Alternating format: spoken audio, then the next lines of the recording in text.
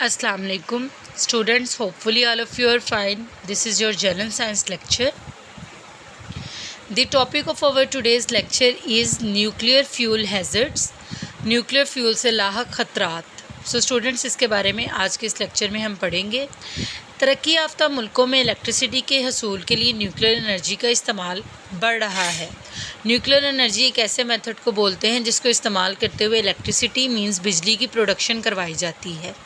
Nuclear energy के हसूल में radiation के अखराज के अमकानात को नज़रअंदाज नहीं किया जा सकता, लेकिन इलेक्ट्रिसिटी प्रोड्यूस करने के साथ साथ जो न्यूक्लियर एनर्जी है वो रेडिएशंस भी इमिट करती हैं, खारिज करती हैं. रेडिएशन से मुराद अल्फ़ा, बीटा और गैमा रेज़ हैं. जिन एलिमेंट से रेडिएशंस खारिज होती हैं इन्हें रेडियो एक्टिव एलिमेंट्स कहा जाता है. न्यूक्लियर रिएक्टर्स का ईंधन रेडियो एक्टिव होता है. ऐसे ईंधन को संभालते, स्टोर करते और इस्तेमाल करते हुए रेडिएशन की लीकेज का ख़तरा हर वक्त मौजूद रहता है. जो लोग रिएक्टर्स के आसपास काम करते हैं वो इस खतरे की जद में रहते हैं. रेडिएशन जानदारों के सेल्स, टिश्यूज़ और जीन्स वगैरह पर असरअंदाज होती हैं. इससे जल्द की बीमारियां और कैंसर जैसी ख़तरनाक बीमारियां जो हैं वो कॉज हो सकती हैं. न्यूक्लियर रिएक्टर में मामूली हादसा भी बहुत ख़तरनाक साबित होता है. जैसा कि 1986 में चेरनोबिल रूस के एक रिएक्टर का कूलिंग सिस्टम फेल हो गया था. चंद ही मिनटों में एक खौफनाक धमाके से रिएक्टर की छत उड़ गई और फ़िज़ा में रेडियो एक्टिव गैस के बादल छा गए. इस हादसे में सैकड़ों लोग मारे गए. बाद में बहुत से लोग ऐसे थे जो कैंसर के मर्ज़ में मुब्तला होकर मौत का शिकार हो गए. इस तरीके से ये रेडिएशंस इतनी ज़्यादा ख़तरनाक हैं इंसानों की लाइफ के लिए. इस्तेमाल शुदा न्यूक्लियर फ्यूल भी कुछ रेडिएशंस खारिज करता है. इसे न्यूक्लियर वेस्ट कहते हैं. रेडिएशन से बचाव के लिए न्यूक्लियर वेस्ट को हिफाजत से ठिकाने लगाना बहुत ज़रूरी है. इसके लिए मुख्तलिफ़ तरीके इख्तियार किए जाते हैं.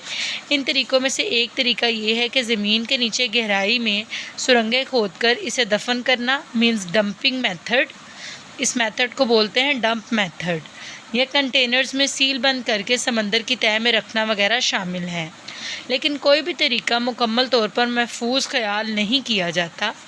एक राय ये है कि ऐसे मटीरियल को शीशे के ब्लॉकों में फ्यूज़ करके रखा जाए.